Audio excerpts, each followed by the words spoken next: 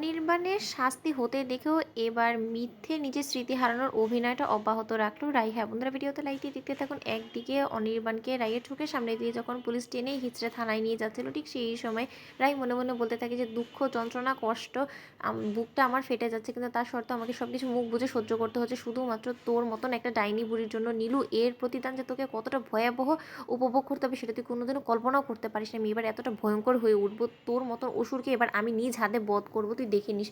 অন্যদিকে নীরু বলতে থাকে যে রাই দিদিভাই তুই একদম টেনশন করিস না, ও অনির্বাণের মতন একটা অসুরকে তোর জীবন থেকে যখন আমি একবার বিদায় করতে পেরেছি, খুব শীঘ্রই তুইও সেরে উঠবি, তুই দেখে নিস। অন্যদিকে রাই বলতে থাকে যে দেখুন, আমি চিনি না আপনি কে, কিন্তু তার সত্ত্বেও আমি এতটুকু বুঝতে পারছি যে আপনি যে আমার শুভাকাঙ্ক্ষী আর আপনি যে আমার ভালো চান সেটা আপনাকে দেখে এমনিতেই বোঝা যায়। অন্যদিকে নীরু বলতে থাকে যে আরে বাস, যে দিদিভাই কিনা আমাকে মোটেও সহ্য করতে পারতো না, যে কিনা আমাকে ওর শত্রু বলে ভাবতে শুরু করতো, সেই দিদিভাই নাকি এখন পুরোপুরি আমার উপরে নির্ভর হয়ে পড়েছে। সেই দিদিভাই আমাকে ছাড়া কাউকেই বিশ্বাস করতে পারছে না। এই সুযোগটাকে তো অবশ্যই আমাকে কাজে লাগাতে হবে।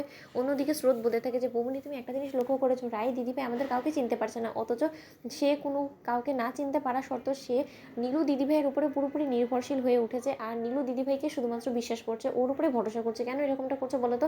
সে কি আমাদেরকে সত্যি চিনতে পারছে না, নাকি এর পেছনে রায় দিদিভাইয়ের অন্য কোনো উদ্দেশ্য আছে বলো তো?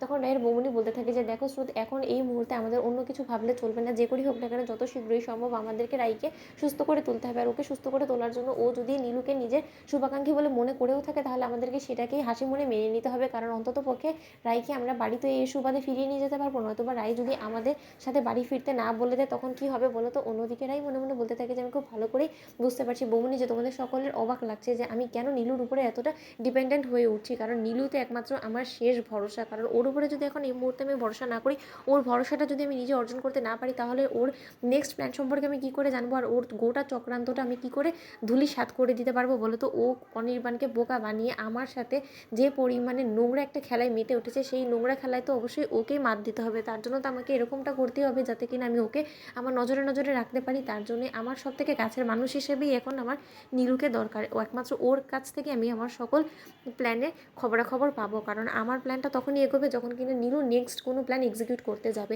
আর আমি তো খুব ভালো করেই জানি যে ও কোয়েলের সাথে মিলে অনির্বাণের সেই প্রপার্টিটা হাতিয়ে নিতে চাইছে, কিন্তু অনির্বাণের সেই প্রপার্টিটা আমি কোনো মতেই নীলুকে ভোগ করতে দেবো না। তার জন্যই ওকে আমার কাছে আগলে রাখতে হবে, আমার চোখের সামনে 24 ঘন্টা বসিয়ে রাখতে হবে। তার জন্যই আমি ওকে ছাড়া সেই বাড়িতে কোনো মতেই ফিরবো না। প্রয়োজনে আমি নীলু এবং কোয়েলের সাথে সেই বাড়িতে থেকে যাবো, কিন্তু তার শর্ত যতক্ষণ পর্যন্ত না নীলু আমার বাড়িতে আমার সাথে ফিরছে ততক্ষণ পর্যন্ত আমি কোনো মতে নীলুর পিছু ছাড়বো না। অন্যদিকে কোয়েল বলতে থাকে যে নীলু, তুমি একটা জিনিস ভেবে দেখেছো যে তোমার রাই দিদিভাই তোমার উপর এতটা ডিপেন্ডেন্ট হয়ে পড়লে আমরা আমাদের নেক্সট প্ল্যানটা কী করে এক্সিকিউট করবো, আমরা সেই বাড়িটা কী করে বিক্রি করবো বলো তো?